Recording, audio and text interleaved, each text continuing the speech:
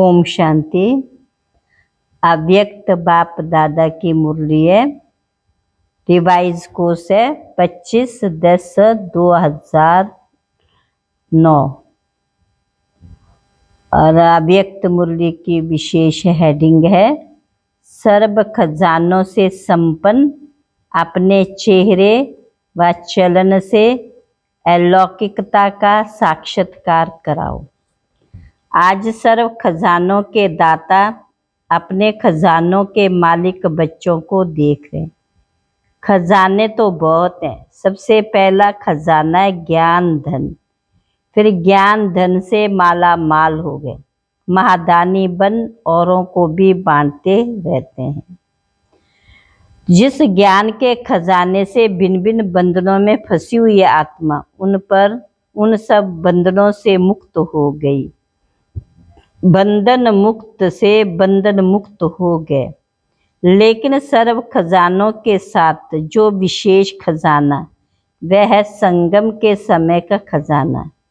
जिस आत्मा को समय के खजाने का महत्व है वह सदा अनेक प्राप्तियों के मालिक बन जाते हैं, क्योंकि संगम युग का समय बहुत छोटा है लेकिन समय से प्राप्ति ज़्यादा है। सबसे ज़्यादा संगम युग की श्रेष्ठ प्राप्ति है सर्व शक्तियों की, सर्व गुणों की, परमात्म प्यार की, ब्राह्मण परिवार के प्यार की, कल पहले वाले ईश्वरीय हक की। ये सर्व प्राप्ति इस छोटे से युग में है।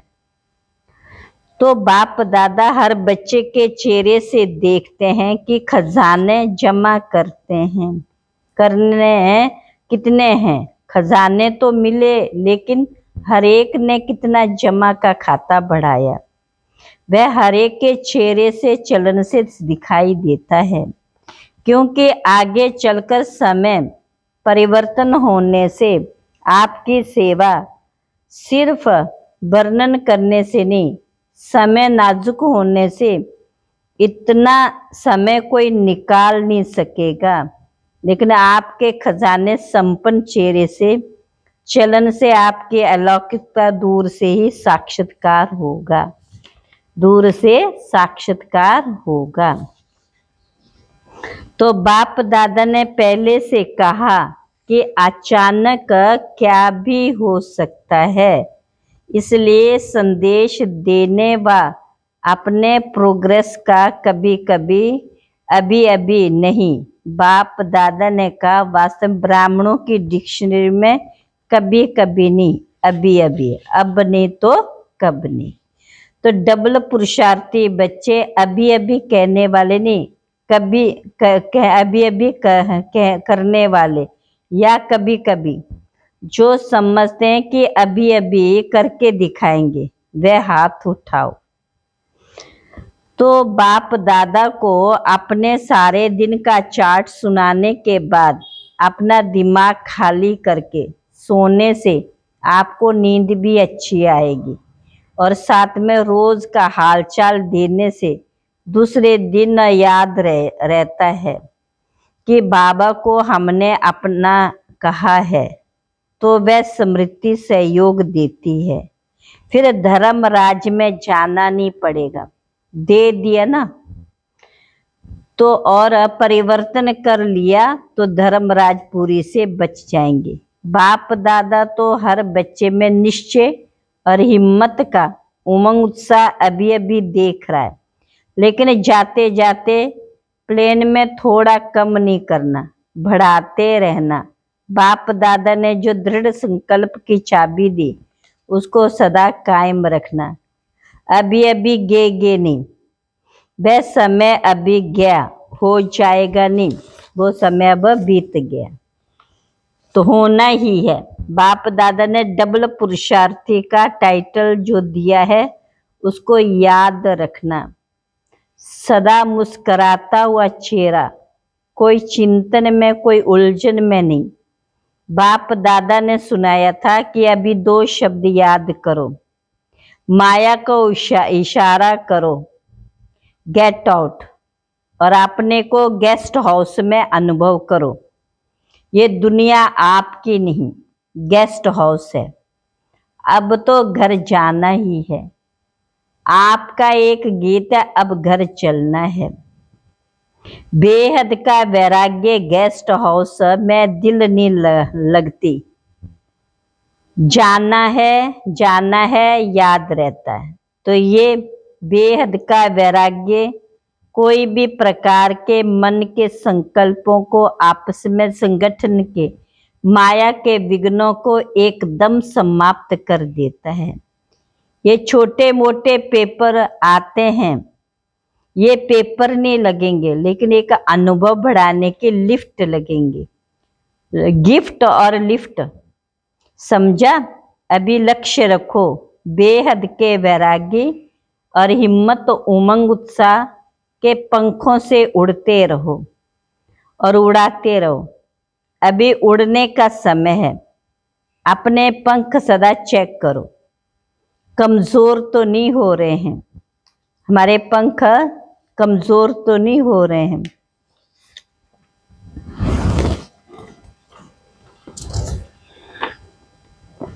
दादियों से बाप के साथ आप सबका भी सहयोग रहा। बच्चे और बाप दोनों के सहयोग से यज्ञ चलता रहेगा। निमित्त तो आप भी हो ना। साकार में एक ने का दूसरे ने किया। एक दो के सहयोगी बन उड़ रहे हो। बाबा उड़ते हुए देख खुश होते हैं।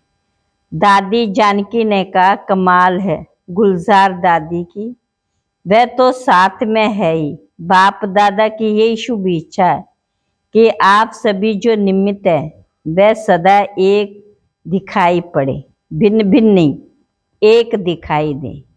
एक ने कहा दूसरे ने राय दी और एक हो गए, तभी तो यज्ञ चल रहा है। आप सबकी एकता से ही चल रहा है। चाहे बाहर से दिखाई नहीं दे, लेकिन संकल्प में विचारों में एक रह करके आगे बढ़ाना, क्योंकि अभी आप सबके ऊपर नजर है। अच्छा आज अच्छा, रूहानी बच्चों की रूहानी बाप दादा को नमस्ते। हम रूहानी बच्चों की रूहानी बाप दादा को नमस्ते नमस्ते। आज का वरदान है, अपनी श्रेष्ठ वृत्ति द्वारा शुद्ध वायुमंडल बनाने वाले सदा शक्तिशाली आत्मा भव। सदा शक्तिशाली आत्मा भव, जो सदा अपनी श्रेष्ठ वृत्ति में स्थित रहते, वे किसी भी वायुमंडल वाइब्रेशन में डगमग नहीं हो सकते। वृत्ति से ही वायुमंडल बनता है। यदि आपकी वृत्ति श्रेष्ठ है तो वायुमंडल शुद्ध बन जाएगा। कई वर्णन करते कि क्या करें, वायुमंडल ये ऐसा है, वायुमंडल के कारण मेरी वृत्ति चंचल हुई, तो उस समय शक्तिशाली आत्मा के बजाय कमजोर आत्मा बन जाते। लेकिन व्रत प्रतिज्ञा की स्मृति से वृत्ति को श्रेष्ठ बना दो तो शक्तिशाली बन जाएंगे।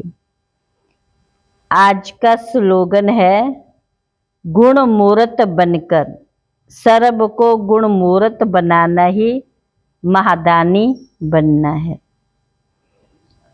आज अव्यक्त इशारा है, आपस में एक दो के प्रति सच्चा स्नेह हो तो स्नेही आत्मा के प्रति कभी अनुमान पैदा नहीं होगा। उनके स्नेह के बोल साधारण होते भी फील नहीं होंगे। उनका हल्का बोल भी ऐसे लगेगा कि इसने अवश्य कोई मतलब से कहा होगा, बेमतलब व्यर्थ नहीं लगेगा। जहाँ स्नेह होता है वहाँ फेथ जरूर होता है। तो ब्राह्मण परिवार में एक दो के प्रति स्नेह फेथ रख संपूर्ण निश्चय बुद्धि बनो, तब ब्रह्मा बाप की आशाओं को पूर्ण कर सकेंगे। अच्छा, ओम शांति।